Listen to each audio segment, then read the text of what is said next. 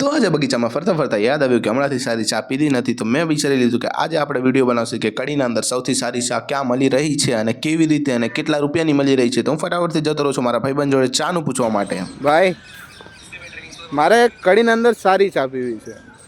સારી ચા પીવી સારી છે એકદમ એક નંબર। હેડ જઈએ પીવડાવતા ને ચા ક્યાં પણ હેડ તો સહી।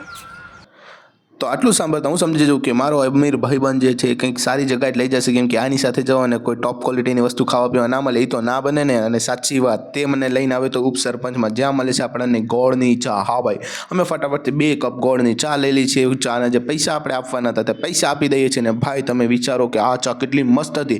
પણ આટલી મસ્ત ચા પીધા પછી ભાઈના મોં પર તો ખુશીની એક લહેર આવી ગઈ હતી અને ભાઈ મને પણ ટોપ નંબર લાગી ચા, એકદમ મસ્ત ચા હતી।